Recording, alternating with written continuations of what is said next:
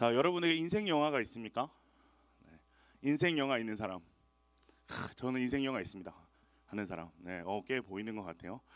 영화를 좋아하는 사람들은 반드시 인생 영화가 있을 겁니다. 지난번에 우리 김경일 목사님께서 슬램덩크 영화를 3번 보셨다라고 말한 것처럼 인상 깊은 영화, 잊을 수 없는 영화, 마음이 벅차오르는 그 영화가 영화를 좋아하는 그 누군가에게 반드시 있을 것이라고 생각합니다.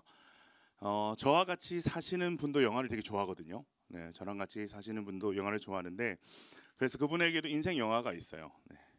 근데 그분의 특징이 뭔가 하면 그 인생 영화가 너무 자주 갱신된다는 거예요. 네. 영화를 한 2번 보면 한 번 정도는 이거 진짜 인생 영화다 막 저한테 맨날 그러거든요. 네. 근데 그분이 인생 영화라고 말하는 기준이 아주 명확합니다. 네, 어떤 영화를 가리켜서 인생 영화라고 이야기를 하냐면 권선징악, 해피엔딩, 네, 이 2가지 조건을 충족시키면 그분에게는 그 영화가 인생 영화가 되는 거죠. 아무리 영화 내용이 좋아도 여운이 남는 영화고 열린 결말이라서 우리에게 어떤 생각할 수 있는 어떤 좋은 작품성이 있는 영화라고 할지라도 해피엔딩이 아니면 그 영화는 그분의 인생 영화의 축에 낄 수가 없습니다. 네.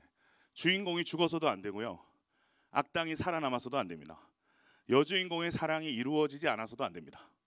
확실한 해피엔딩, 네. 확실한 승리가 있어야 인생 영화인 거죠. 제가 이렇게 확실한 분하고 살고 있어요, 여러분. 제가 그분을 보면서 우리의 인생도 그분의 인생 영화 같으면 얼마나 좋을까. 권성징악, 해피엔딩, 네. 그죠? 믿음대로 살면 무조건 승리하고, 하나님께 헌신하면 바로바로 어떤 보상이 이렇게 주어지고 하면 여러분 우리의 신앙생활 얼마나 신나고 좋을까요? 그죠? 믿음대로 살 맛이 나지 않겠어요? 순종할 맛이 나지 않겠어요? 자, 그런데 여러분 막상 신앙생활 해보면 어떻습니까? 그렇습니까? 그렇지 않습니까? 그렇지 않죠. 오히려 더 많은 어떤 고통을 감내해야 되고 인내하며 가야 되는 길이 우리가 가야 되는 길인 것을 우리는 늘 깨닫고 살아가게 되죠. 여러분, 우리는 계속 어떤 신앙생활을 해결의 측면에서 접근하려고 합니다. 그런데 여러분 너무 눈이 부신데요. 네. 깜짝 놀랐습니다. 네, 감사합니다. 네. 이게 우리 인생 같은 거예요. 네. 갑자기 막 앞이 안 보인다거나. 네. 여러분, 우리는 계속 우리의 신앙생활을 어떤 해결의 측면에서 접근을 하려고 하는데, 우리의 신앙생활은 이거 꺼주시면 안 될까요? 막 뭐가 막 돌아가는 소리가 막 들려요. 네. 제 속도 시끄러운데 이 조명까지 시끄럽습니다. 여러분, 신앙생활을 다시 한번 얘기할게요. 이 계속 엄청 내리에 확실하게 남겠다, 그죠? 우리는 계속 신앙생활을 해결의 측면에서 접근하려고 하는데, 여러분 신앙생활은 반응과 대응의 문제이지 여러분 해결의 문제가 아니라는 것을 우리는 기억할 수 있어야 됩니다. 어떤 원리나 공식을 발견하고 그 공식에 따라 우리의 삶을 대입하면 답이 딱딱 떨어져 나오는 것처럼 오해하는데, 여러분 신앙생활은 그렇지 않다라는 겁니다. 그래서 우리가 신앙생활을 하다 보면 이게 뭔가, 대체 이게 뭔가, 하나님 이게 뭡니까? 라는 질문을 사실상 늘 달고 살아갈 수밖에 없는 것이 우리의 신앙생활의 과정이에요. 얼마 전 금철에서 이 제럴드 시처 목사님의 하나님의 뜻이라는 책을 담임 목사님이 잠깐 언급한 적이 있습니다. 그 제럴드 시처 목사님은 교통사고로 자기 어머니 아내 딸을 한날에 동시에 잃었습니다. 그때 그 목사님이 가장 듣기 싫었던 말이 있었다는데, 그 말이 뭐냐면 하나님의 뜻이 있을 거예요. 형제님, 하나님의 뜻이 있을 거예요. 목사님, 하나님의 뜻이 있을 겁니다. 이 위로가 너무너무 듣기 싫었대요. 여러분, 우리가 그렇지 않습니까? 평소에 내가 하나님의 말씀을 붙잡고 나가서 승리하리라 라고 우리가 너무너무 사실 쉽게 생각을 하는데, 막상 방금 저희가 얘기했던 제럴드 시저 목사님과 같은 상황을 만나면 신앙의 깊은 딜레마에 우리가 빠지게 되는 거죠. 여러분, 내가 처한 상황이 어떤 공식에 대입해서 어떤 교리로만 쉽게 설명되지 않는다는 것을 우리가 맞닥뜨리게 된 문제 앞에서 경험하게 되는 겁니다. 그때 우리 이런 생각하는 거죠. 내가 설교 때 들은 하나님은 그런 하나님이 아니었는데, 내가 내 주위의 동역자로부터 들은 하나님은 그런 하나님이 아니었는데, 왜 나만 이렇지? 왜 나만 안 되지? 내가 뭘 그렇게 하나님 앞에 잘못했지? 이런 질문들을 던지게 된다는 거죠. 가야 할 방향과 답은 알지만 지금 내가 당면한 상황이 쉽게 해석이 되지 않는 거예요. 여러분, 우리가 그런 경우를 너무너무 자주 사실 경험하게 된다는 거죠. 자, 그때 우리는 그럼 무엇을 해야 되는가? 내가 생각하는 것과 달리 내가 당면한 상황이 쉽게 해석이 안 되는 것, 신앙생활에 답이 딱딱딱 떨어지지 않을 때 여러분, 우리는 무엇을 해야 될까요? 그때 우리는 버텨야 됩니다. 네. 버텨야 되는 거예요. 자, 우리 옆에 분들과 인사 한번 합시다. 존버합시다. 네, 존귀한 버팀이에요. 존귀한 버팀, 존버. 네. 자, 우리 조명 한 번만 더 꺼주실 수 있나요? 이 펜이 계속 돌아가가지고. 네. 저도 존버하는 중인데 잘 안 되네요. 네. 여러분, 성경을 읽을 때 두 가지 관점이 있어요. 네, 숲을 보는 관점과 나무를 보는 관점, 이 두 가지 관점이 있는데 우리가 성경을 볼 때 이 두 가지 관점을 같이 가져야 됩니다. 여러분, 제주도를 가면 엄청 큰 갈치를 이렇게 막 발라주는 거 알아요? 네. 그 숟가락으로 이렇게 기가 막히게 발라주는데, 자, 그렇게 가시를 다 바르고 나면 어떻습니까? 먹기가 너무나도 편안해지는 거예요. 여러분, 성경도 마찬가지예요. 숲을 보는 과정은 생선뼈를 쫙 이렇게 발라내는 과정이에요. 그리고 나서 이 고소한 살점을 있는 그대로 가시 없는 살점을 음미하는 거죠. 그렇기 때문에 오늘 이 출애굽기를 여러분이 제대로 음미하기 위해서는 출애굽기의 숲을 봐야 되는 겁니다. 자, 그러면 출애굽기의 숲은 무엇인가? 그것은 출애굽기는 창세기의 주요한 스토리의 연속으로 읽어나가야 된다라는 것입니다. 여러분, 창세기에서 아브라함과 이삭과 야곱과 같은 이스라엘 족장들에게 주신 하나님의 약속이 출애굽기에서 어떻게 성취되는지를 우리가 염두에 두고 출애굽기를 읽어나가야 하는 것이 너무너무 중요합니다.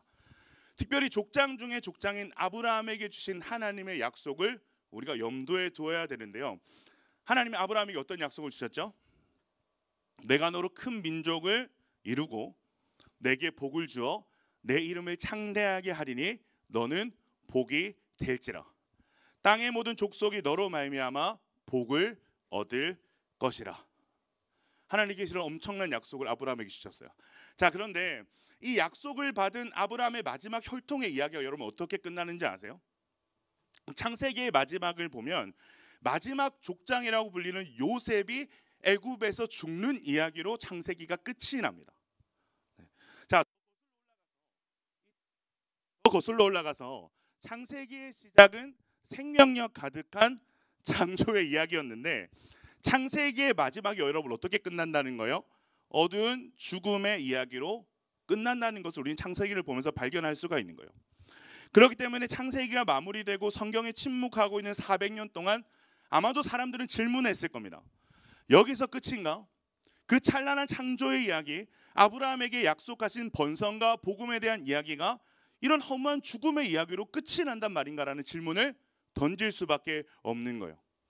자, 근데 그에 대한 대답을 성경은 400년 동안이나 침묵을 하거든요. 그 400년의 침묵을 깨고 시작되는 이야기가 뭐다? 오늘 여러분과 나눌 출애굽기다. 네. 그 400년의 침묵을 깨고 시작된 이야기가 출애굽기예요. 자, 그렇다면 여러분 생각을 해봅시다. 이 독자들이 출애굽기를 딱 펴면서 여러분 어떤 기대를 할까요? 창세기의 이야기가 죽음으로 끝났는데 그 죽음 뒤에 또 다른 이야기가 있단 말이야. 여기서 다 끝난 것만 같았는데 여기서 끝이 아니란 말이야. 바로 이러한 기대감, 여기서 끝이 아니었구나, 죽음에서 끝이 아니었구나라는 기대감으로 읽어야 되는 책이 무슨 책이라고요?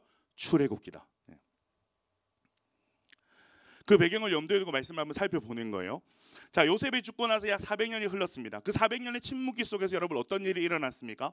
아브라함의 후손들, 야곱의 족속들은 애굽의 포로, 애굽의 종이 되었습니다. 하나님은 아브라함에게 분명히 약속을 하셨죠. 무슨 약속을 하셨습니까? 큰 민족을 이룰 것이다. 온 땅이 너로 말미암아 복을 받을 것이다. 이런 어떤 약속을 주셨잖아요. 근데 현실이 어떤 거예요? 애굽에 종살이하고 있는 거예요. 애굽에 노예살이하고 있는 거예요. 복의 근원은 갯불, 하루하루 진짜 죽지 못해서 살아가는 그 시간들의 연속인 거죠. 근데 여러분, 사실 이러한 어떤 하나님의 약속과 우리 이 삶의 계리, 우리도 늘 경험하고 있는 우리의 삶의 이야기 아닙니까? 하나님의 약속은 언제나 너무나도 영광스럽고 찬란한데 우리의 삶은 하나님의 약속에 비해서 너무나도 어두울 때가 많다라는 거죠. 자, 근데 이거보다 더 속상할 때가 언제입니까? 다른 사람의 하나님은 너무너무 후한 분 같은데 나의 하나님은 유독히 너무 야박하고 혹독하신 분인 것 같을 때, 하나님이 저 사람과 나를 편애하는 것 같을 때, 여러분 제가 예수님을 인격적으로 만나기 전까지 딱 이런 오해를 갖고 있었어요. 제 주위에 하나님을 만났다고 말하는 친구들을 보면 나보다 훨씬 더 잘 살고 집도 화목하고 공부도 다 잘하는 친구들이었어요. 교회에서 하나님이 하셨다라고 간증하는 사람들은 하나같이 다 잘되고 잘난 사람들 뿐이었거든요. 제가 그때 하나님을 인격적으로 만나지 않아서 하나님에 대해서 잘 몰랐지만 사실 그 어린 제 마음에는 뭐 하나님이 뭐 이래라는 불만이 제 안에 있었어요. 다 같이 사랑한다면서 왜 이렇게 다 모든 사람의 삶이 불공평한 거야 라는 하나님을 향한 서운함과 원망이 제 마음 가운데 가득했던 시간들이 있었어요. 자, 그런데 이런 상황들보다 더 참담한 경우가 있어요. 어떤 경우가 하면 하나님의 약속을 받은 우리보다, 하나님의 백성이라고 말씀하시는 우리보다 하나님을 믿지 않는 사람들, 하나님과 상관없이 보이는 사람들이 훨씬 더 잘 살고 우리보다 훨씬 더 많은 힘을 가지고 잘 풀리고, 우리는 그들과 비교했을 때 너무너무 안 풀리고 약하고 우리의 처지가 참으로 못나 보일 때, 야, 여러분 그때 얼마나 속상합니까? 얼마나 속상합니까? 그 계리 속에 찾아오는 서운함, 속상함, 하나님을 향한 원망, 지금 딱 이스라엘 백성이 그런 마음일 것 같아요. 우상을 섬기는 애굽은 그 당시에 최고 강대국인데 하나님의 약속을 받았다는 백성을 그 애굽 밑에서 뭐 하고 있는 거예요? 채찍질 당하면서 매 맞으면서 못 먹으면서 종로를 타고 있는 거예요. 이게 뭡니까 여러분, 그죠? 6절 한번 볼까요? 우리 6절 말씀 같이 한번 읽어보겠습니다. 6절입니다. 시작. 요셉과 그의 모든 형제와 그 시대의 사람은 다 죽었고. 네. 요셉이 총리 역할을 잘해서 인정을 받지 않았습니까? 그런데 그 공을 알았던 그 바로왕, 그 사람들을, 이스라엘 가족들을 환대해줬던 그 사람들이 다 죽었다라고 6절에 이야기를 하고 있습니다. 그래서 지금에 와서 이 지경이 된 거죠. 자, 그런데 7절에 여러분 반전이 등장을 합니다. 야곱의 식구들이 다 죽고 요셉도 죽고 그들을 알고 환대해줬던 사람들도 다 죽었어요. 그래서 이들은 지금 노예살이를 하고 있는데 7절에 뭐라고 되어 있습니까? 같이 한번 읽어봅시다. 시작. 이스라엘 자손은 생육하고 불어나 번성하고 매우 강하여 온 땅에 가득하게 되었더라. 와, 여러분 놀랍지 않습니까? 맞아요. 항상 저만 놀랍죠. 네. 눈에 보이는 현실은 하나님의 약속도 하나님의 존재도 발견하기가 너무 어려운 참담한 상황인데, 하나님은 뭘 하고 계셨던 거예요?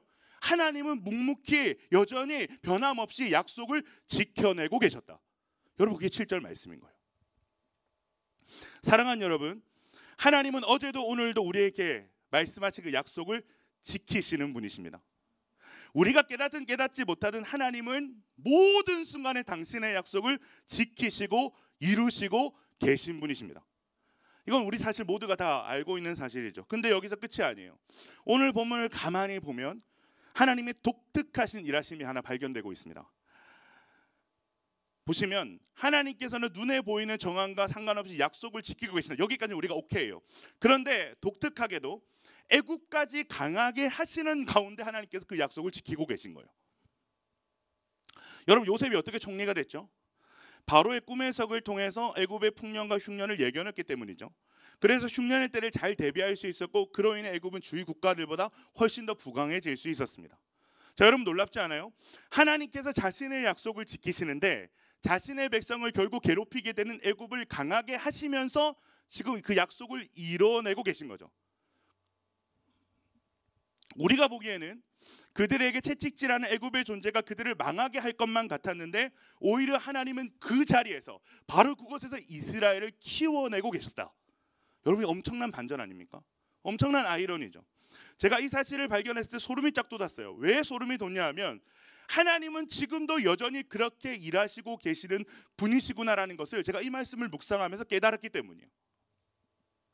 어그러지고 비틀어진 환경인데, 그러한 형편인데, 그 어쩌면 그 지옥 같은 곳에서 살아가고 있는 삶이 우리의 어떤 현재인데, 놀랍게도 그러한 우리의 환경과 형편 속에서 하나님은 우리를 키워내고 계신다. 그 어둡고 비참한 자리에도 하나님의 은혜는 여전히 도도히 흘러오고 있다. 우리를 지켜주고 있다. 보존하고 있고 우리를 키워내고 계신다. 더 나아가서 우리를 인큐베이팅 하시기 위해서 그것을 함께 공유하는 세상까지도 같이 지켜내시는 하나님. 이것을 우리가 신학적 용어로 일반 은총이라고 얘기하죠. 하나님을 믿든 안 믿든 악인이든 선인이든 하나님은 해를 비추시고 비도 내리시기도 하는 하나님. 여러분, 이게 일반 은총이거든요. 그렇기 때문에 하나님을 믿지 않는 사람도 그들 또한 잘 될 수가 있는 거예요. 자, 그런데 중요한 사실은 그것은 어디까지나 하나님의 자비와 긍휼의 측면인 것이지, 진짜 하나님의 포커스, 진짜 하나님의 관심은 우리의 주변 환경이 아니라 그 속에 인큐베이팅된 우리라는 사실을 우리는 기억해야 될 것입니다. 애국과 같은 세상 속에 우리를 몰아넣으시면서 그 가운데서 하나님을 찾게 하시고, 하나님이 여전히 우리의 편인 것을 알게 하시고, 전능하신 하나님의 손으로 신실하게 일하고 계심을 발견하게 하시고 붙들게 하시는 거죠. 그것을 깨달을 때 우리는 또 우리에게 주어진 하루를 그 애국과 같은 세상에서 버텨낼 수 있게 되는 거죠. 제가 어제 캠퍼스 종강 예배를 다녀왔어요. 저 이 집 마지막 캠퍼스 종강 예배였는데, 거기는 캠퍼스 모임이 진짜 되기가 어려운 곳이에요. 잘 되기가 어려운 곳입니다. 왜냐하면 단일 캠퍼스가 아니에요. 단일 캠퍼스가 아니고 3-4개 캠퍼스가 모여 있어서 사람들을 이렇게 모으기도 쉽지 않아요. 그런 캠퍼스입니다. 그런데 작년에 이제 막 막내를 벗어난 22기가 거기에 캠장을 했단 말이죠. 그래서 캠장방에 이렇게 올라오는 사진을 보면 캠퍼스 모임을 했습니다라고 캠장방에 이렇게 사진을 올리는데, 그 사진을 보면 이게 캠퍼스 모임인지 원투원인지 모르겠는 사진이 계속 올라와요. 네. 근데 그 캠장이 자매고요. 간호학과를 다니고 있어요. 여러분, 간호학과 얼마나 치열합니까, 그죠? 근데 그 치열함 속에서 얼마나 성실하게 그 자리를 지켜줬는지 몰라요. 게다가 그 친구는 제가 야베스에 온 지 지금 3년이 됐는데, 제가 야베스에서 3년 동안 본 친구들 중에 가장 내성적인 친구예요. 왕 대문자 슈퍼 아이. 여러분, 이런 아이 성향의 친구가 캠퍼스 모임을 이끌어가는 건 여러분 엄청난 에너지 소모거든요. 그래서 아마 이 친구는 이 모임을 하고 나면 그 다음 하루를 살아갈 에너지가 없었을 거예요. 미리 다 땡겨 쓰는 거예요, 그죠? 여러분, 이거 좀 간호학과 학생이라는 측면에서 봤을 때 좀 어리석고 바보 같은 삽질 아닙니까? 공부해야지. 네. 맞아요, 삽질이에요, 그죠? 그런데 우리는 대체 왜 세상이 말하는 삽질을 하면서 그 자리에서 버티고 있냔 말이죠. 네. 이스라엘 백성을 보세요. 그들이 무슨 위대한 꿈이 있고 엄청난 비전이 있었겠습니까? 남의 나라에 가서 차별받으면서 매일 채찍을 맞아가며 노동하는 일상의 반복 아닙니까? 노동한다고 해서 자신의 어떤 형편이 나아지는 것도 아니고, 남의 왕을 위해서, 남의 나라를 위해서 매 맞아가며 벽돌을 쌓고 삽질을 해야 되는데, 사실 그게 뭐 하나님 나라의 대단한 또 보람과 영광이 있는 일이겠습니까, 여러분? 그렇게 연결시킬 수가 있겠어요? 그런데 오늘 이 7절의 말씀 가운데 그 하루하루를 버텨낸 이스라엘에게 하나님이 지금 어떤 메시지를 주시고 계시는 거죠? 우리 7절 한번 다시 읽어볼까요? 읽어봅시다. 시작. 이스라엘 자손은 생육하고 불어나 번성하고 매우 강하여 온 땅에 가득하게 되었더라. 자기도 모르는 새 생육하고 번성하고 매우 강해지고 온 땅에 가득한 민족이 된 거예요. 아마 그들은 몰랐을 겁니다. 자기가 이렇게 행육하고 번성했는지, 이렇게 강해졌는지를 아마 몰랐을 거예요. 바로가 두려워서 이들 더 힘들고 고통스럽게 했다는 사실을 몰랐을 거예요. 자, 그런데 어떻게 이런 일이 일어난 거죠? 그들은 그냥 애굽의 포로일 뿐인 것인데 대체 어떻게 이런 일이 일어난 거죠? 그들이 하나님 나라를 위해서 엄청난 일들을 이뤄내면서 살았기 때문인가요? 아니죠. 그들이 한 거는 여러분 버틴 것밖에 없어요. 그들이 하루하루 행한 거 버틴 것밖에 없다고요. 그런데 그들이 버티는 시간 가운데 하나님이 그렇게 하신 거예요. 헛수고와 같은 시간인 줄 알았는데 지나고 나니까 하나님이 그 시간을 쓰신 거예요. 청년들을 신방하다 보면 다들 미래에 대한 고민들이 있어요. 어떤 청년은 뭘 해야 될지에 대한 아주 근본적인 고민을 가지기도 하고요. 어떤 청년은 지금 자신의 전공이 너무 안 맞아서 고민을 하기도 하고, 어떤 청년들은 하나님이 주신 비전은 확실한데 지금 자신의 상황과 환경 때문에 당장에 좀 돈을 벌어야 될 것 같고 안정적인 직장을 찾아야 되는 것에 대한 고민을 하고, 뭐가 답인지 뭐가 최선인지에 대한 고민을 하는 거죠. 자, 그런데 여러분에게 묻고 싶습니다. 여러분도 다 그런 고민하고 있잖아요, 그죠? 근데 우리가 아무리 고민을 해도 여러분 인생의 최선을 여러분이 알 수 있습니까? 고민하고 선택하면 그 선택한 그것이 여러분 인생의 최선이라고 말할 수 있습니까? 말할 수 없죠. 자, 그런데 하나님은 여러분이 지금 고민하고 있는 이 순간에도 여러분을 향한 당신의 계획을 이뤄가고 계신 거예요. 여러분이 결정하지 못하고 있는 이 순간에도 하나님은 여러분을 향한 당신의 계획을 이뤄가고 계신 거예요. 여러분, 저는 목사지만 저의 지나온 시간들은 사실 목사라는 직업을 기대할 수 없는 시간들이었습니다. 저의 유년기가 청소년기를 너무 어두웠고, 그 시간을 지나는 동안 저는 정말 질 나쁜 인간이 됐었거든요. 질 나쁜 인간으로 제가 살아온 시간이 꽤 길어요. 교회랑은 전혀 어울리지 않는 그런 인간이 된 거죠. 어떻게 그런 질 나쁜 삶을 살아가면서 미래의 목사가 된다는 것을 기대할 수 있었겠습니까? 기대할 수 없었어요. 네. 저희 집이 제가 초등학교 5학년 때인가 완전히 망해서 아버지가 한 교회에 사찰 집사님으로 들어가셨어요. 집이 없어가지고 교회에서 숙박 제공을 해준다니까. 거기서 아버지가 10년 정도 근무를 하셨는데 저희 온 가족이 그 교회에서 새빵살이 하면서 진짜 그 교회의 종처럼 살았어요. 토요일에 다른 어떤 중고등부나 청년들이 교회에 모임을 하고 오거나 놀러 올 때 저희 가족은 토요일마다 화장실 쓰레기통 비우고 변기 청소하고 교회 곳곳을 쓸고 닦는 일을 했어요. 좋은 성도님들도 많았는데 힘들게 하시는 분들도 정말 많았어요. 특히 그 교회 담임 목사님과 사모님이 저희 가정을 대할 때 정말 자존심 상하는 말과 행동을 많이 하셨어요. 한날은 사모님이 저희 집에 오셔서 여기서 어떻게 사람이 살아? 라는 말을 툭 던지고 가셨어요. 우리 살고 있는데. 자, 그런데 여러분 제가 어떻게 목사를 꿈꾸겠어요? 네. 적어도 내가 목사가 되게 하시려면 남들보다 좀 경건한 삶을 살도록 제 삶을 좀 지켜주시고 사찰 집사 아들이 아닌 뭐 목사 아들, 안수 집사님이나 장로님 아들 정도로 살게 해주셨으면 사실 좋지 않습니까? 그죠? 아니면 사찰 집사의 아들로 살면서도 따뜻하고 인격적인 목사님 사모님을 만나서 와, 목사님과 사모님이 저렇게 따뜻하고 훌륭하신 분들이 목사님과 사모님 하는 거구나, 이 정도는 하나님께서 느낄 수 있게 해주셔야 되는 거 아닙니까? 그래야 제가 그 직업에 대한 동경이 생기고 꿈꿀 수 있는 거 아니겠어요? 근데 제 삶은 그렇지 않았어요. 그런데 하나님은 얼마나 놀라우신 분인가 하면 제가 태어나자마자 저희 친할아버지가 저를 주의 종으로 드리겠다라고 소원을 하셨대요. 자기 마음대로.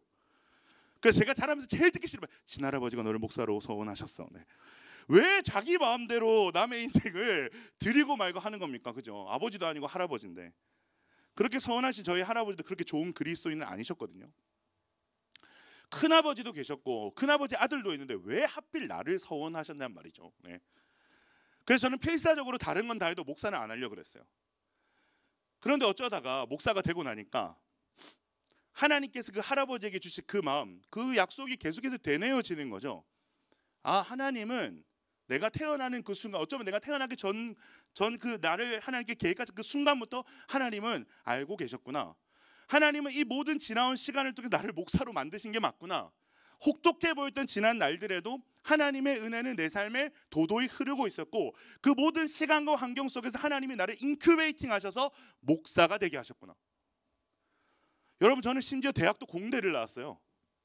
힘들게 성적 받아서 취업하려고 졸업을 했단 말이죠. 근데 신대원을 가게 됐어요. 제가 천국 가면 꼭 물어보려고요. 목사가 되게 하시려면 신학과를 보내시던가 좀 더 빨리 예수님을 인격적으로 만나게 하시던가 왜 저는 공업수학과 유기학 같은 과목을 공부해야 됐을까요? 천국 가면 꼭 물어보고 싶은 제 질문 리스트 중에 하나예요. 자, 그런데 제가 목회를 하면 할수록 그 헛수고와 같은 시간들, 삽질 같은 시간들이 얼마나 귀하게 쓰이고 있는지 모르겠어요. 하나님이 그 안에서 저를 자라게 하셨구나, 준비시켜 주셨구나라는 것을 제가 목회를 하는 동안 매 순간순간 얼마나 절절히 깨닫는지 모르겠어요. 사랑하는 여러분, 여러분의 하루하루가 무의미한 것 같습니까? 여러분의 시간표가 남들보다 더디 가는 것 같습니까? 남들은 쉽게 가는 길이 여러분에게는 꼬일 대로 꼬인 미로와 같은 길과 같습니까? 뭘 해야 될지 모르겠고 대체 언제쯤이면 우리의 환경이 열릴지도 모르겠고, 여러분 그때 우리가 뭘 해야 된다는 거예요? 버텨야 되는 거예요. 자, 그렇다면 무엇으로 버틸 수 있을까? 다시 한번 7절 말씀을 읽어봅시다. 시작. 이스라엘 자손은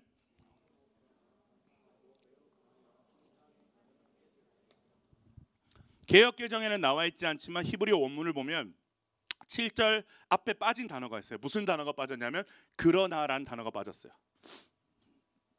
여러분 6절이 어떻게 끝났습니까? 요셉과 그의 모든 형제와 그 시대의 사람은 다 죽었고 다 죽어버렸대요. 지금 이스라엘 백성의 상황은 다 죽었고의 연장선에서 400년이 흘러버린 거예요. 4년이 아닙니다, 여러분. 40년도 아니에요. 400년이 흘러버린 거예요. 그런데 이 모든 것을 뒤엎는 한마디로 7절이 시작되고 있는 거죠. 그러나 그 죽음의 시간들이 400년이나 지속됐지만 그러나 이스라엘 자손을 생육하고 불어나 번성하고 매우 강하여 온 땅에 가득하게 되었더라. 그러나의 하나님, but him. 이 그러나의 하나님 때문에 우리가 오늘도 애국 같은 세상에서 버틸 수 있어야 된다고 성경이 우리에게 도전하고 있는 것입니다. 말씀을 정리하겠습니다. 사랑하는 여러분, 우리의 신앙은 무언가를 해내는 데 목적이 있지 않아요. 여러분에게 하나님께서 대단한 것을 해내라고 말씀하시지 않습니다. 못하는 걸 아시기 때문입니다. 능력이 없는 걸 아시기 때문입니다. 무언가를 해내고 이뤄내는 것은 여러분 우리의 몫이 아닌 하나님의 몫입니다. 우리는 무언가를 해낼 수 없어요. 이뤄낼 수도 없어요. 여러분 자신을 과대평가하지 마십시오. 우리가 할 수 있는 일을 버틸 뿐인 거죠. 에스겔서 16장에 보면 피투성이라도 살아있으라. 피투성이라 살아있으라는 말씀은 갓 태어난 아기가 할 수 있는 게 버틸 수밖에 없는 것 때문에 그래요.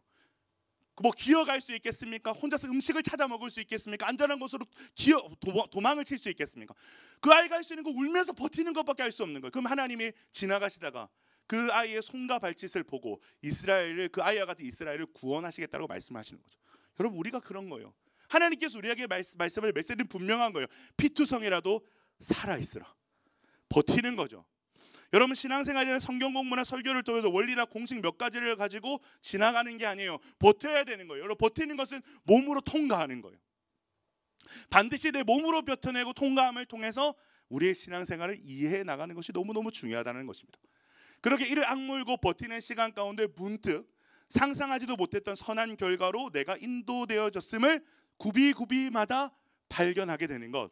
그래서 결국 하나님의 행하심이 가장 옳았구나라는 것을 우리가 고백하게 되는 것.